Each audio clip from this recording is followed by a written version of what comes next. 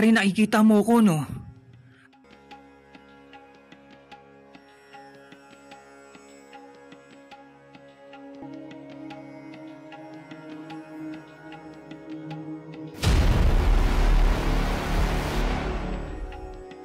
Morning, sir. Guest po ba sila? Maliligo po ba kayo? Dito po tayo.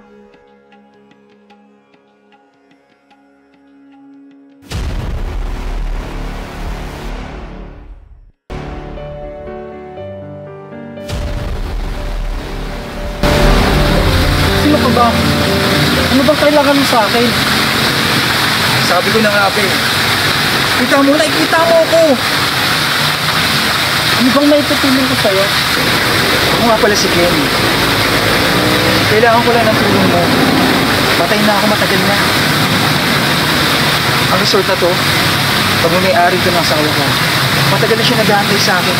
Pero hindi niya alam na patay na ako. Kaya please, tulungan mo ako. Ako nga pala si Kyler. Pero sa bakasyon ako ngayon eh. Tyler, parang awa mo na. Gusto ko lang malaman ng asawa ko kung ano yung nangyari sa akin. Gusto ko lang malaman niya na matagal na akong wala. Matagal na siya nag-aantay. Gusto ko na rin matahimik. At sana, matapos na itong lahat, hirap na rin ako. Alam kong hirap na rin siya. Kawawa naman si Liza.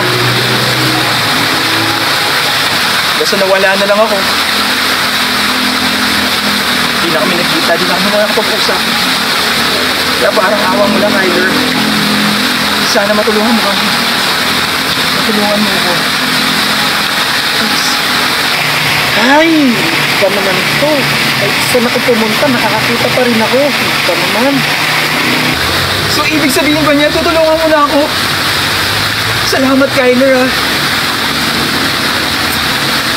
Matutuwaan si Liza. Oo nga pala. Hindi naniniwala sa multo yun, ha. Kahit anong gawin ko, hindi niya ako maramdaman, eh. Pero sa tulong mo, natapos na itong lahat. Ikaw na bahala, ha. Salamat.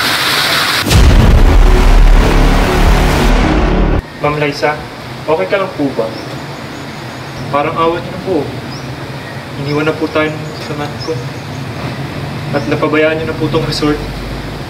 Ano po ba talagang balak niyo? Sabi ko naman po sa inyo, hindi ko kayo iiwan. Maging maayos lang po kayo. Ako na lang po ang naiwan sa inyo. Makinig naman po kayo. Babalik din naman po si Sir Ken. Babanggitin mo sa akin ang pangalan niya? Matapos niya akong iwan? Ano ka ba? Hirap na nga ako dito sa pagpatakura resort na to eh. Paano ko ba siya hahanapin?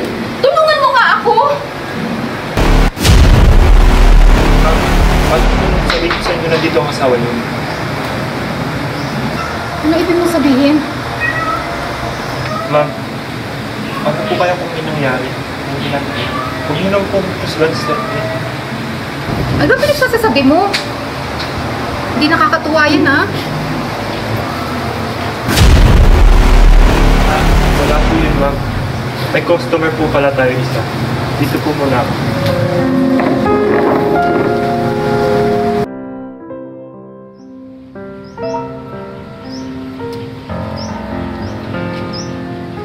Sabi ko na nga ako.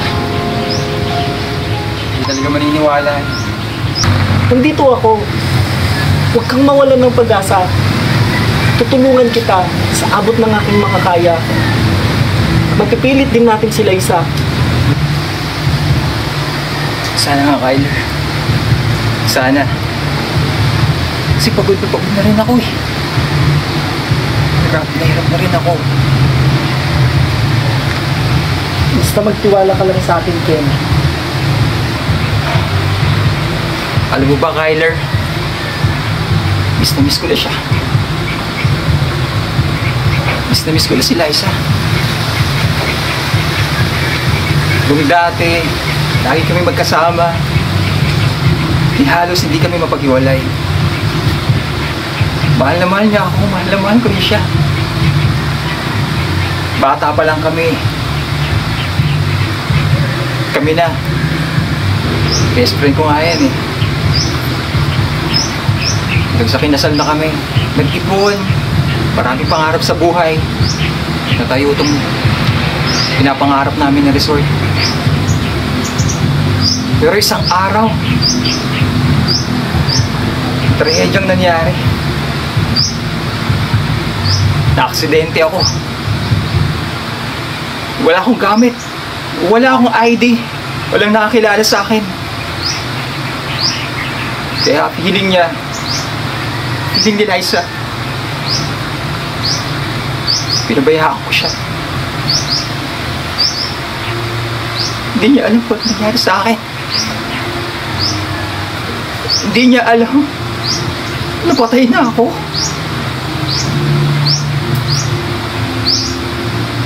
Kaya hindi ko matitigil. Hindi ako matatahimik, Kyler. Hanggat di niyo malaman kung ano talaga tunay na nangyari sa akin. Kung gaano ko siya kamahal. Na nag-aantay pa rin siya sa akin. Nag-aantay siya sa wala.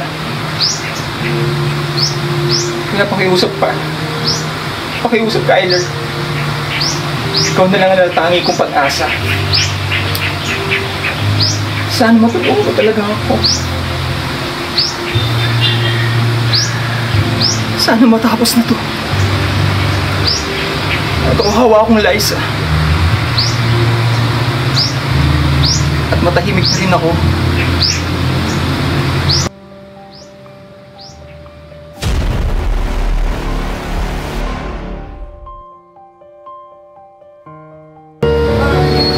Ma'am, sige naman mo. Maniwala ka naman sa akin. Pwede ba? Tigilan mo ko. Totoo mga sinasabi ko, ma'am. Hindi ako naniniwala sa'yo. Tumigil ka na. Ayoko. Hindi naman na, oh. Maniwala ka sa akin. Ano ba? Tigilan mo ko. Totoo mga sinasabi ko, ma'am. Hindi ako naniniwala sa'yo. Sir Ken? Sa tingin ko, umakit na siya ng langit. Siguro nga. Ken? Sir Ken? Sir Ken! Masal ka na! Nandito na kami! Sorry, Kyler. Wala na yatang pag-asa. Hahayaan ko na lang siguro ang Panginoon Diyos na magawa niya na paraan ko. Hindi ko na rin kaya. Pagod na rin ako. Basta huwag tayong mawalan ng pag-asa. Tutulungan pa rin natin si Ken para makakyat na rin siya sa langit. Sige.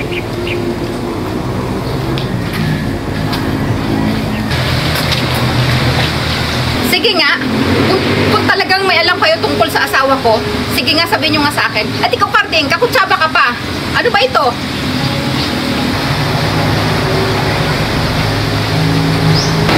Wala na po kayo sa amin.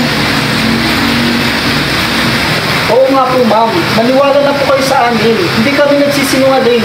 Nandito ang asawa nyo.